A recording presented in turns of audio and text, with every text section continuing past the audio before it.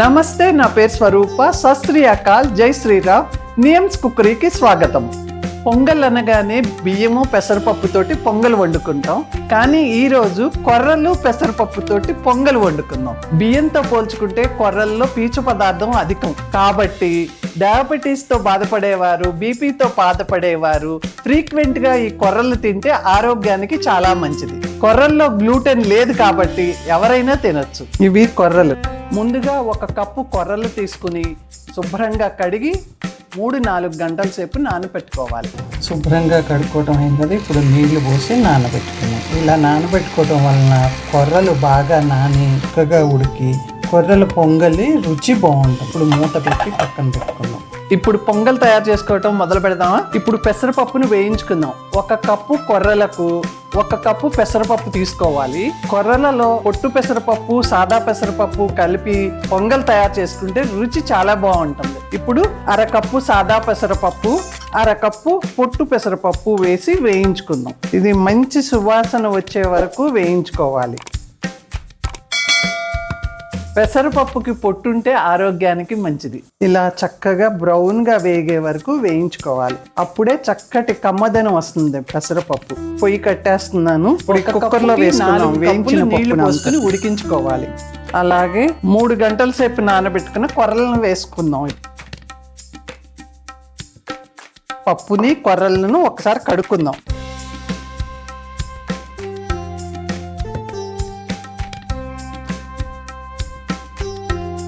1 కప్పుకి 4 కప్పులు నీళ్లు తీసుకోవాలి. అంటే 1 కప్పు కొర్రలు, 1 కప్పు పెసరపప్పు తీసుకున్నాం. అంటే 2 కప్పులు అయింది. అంటే 2 కప్పులకి 8 కప్పులు నీళ్లు పోసుకోవాలి. 1 2 3 4 5 6 7 8.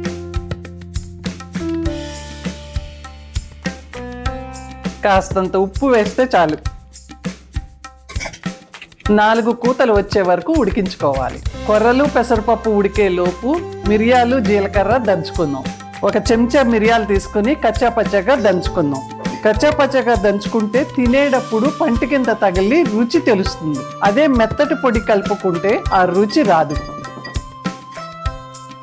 అదే విధంగా 1 చెంచా జీలకర్రని కూడా తీసుకుని కచ్చాపచ్చాగా దంచుకుందాం. ఈ 2 పక్కన పెట్టుకుందాం.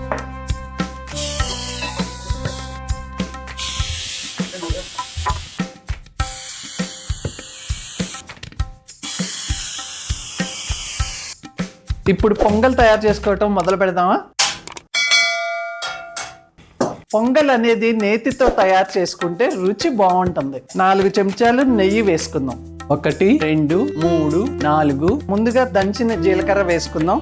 కచ్చాపచ్చాగా దంచిన మిరియాలు కూడా వేసుకుందాం. ఇప్పుడు కరివేపాకు, అలాగే 3 పచ్చిమిరపకాయలు తీసుకుని ఇలా సన్నగా తరిగి వేసుకుందాం.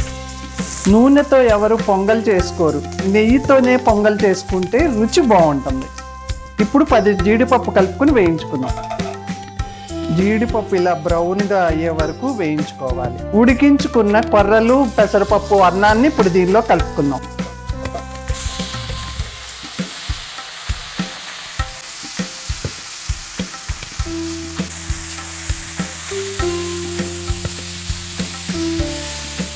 మీరు అమెరికా వెళ్ళినప్పుడు వాళ్ళతో చెప్పండి, కొర్రల్లో గ్లూటెన్ అస్సలు లేదు, ఎవరైనా తినొచ్చు. బీపీ షుగర్ ఉన్న వాళ్ళతో కొర్రల పొంగల్ రోజు తినమనండి, దెబ్బకి రోగాలు తగ్గిపోతాయి. చివరిగా కొత్తిమీరతో గార్నిష్ చేసుకుందాం.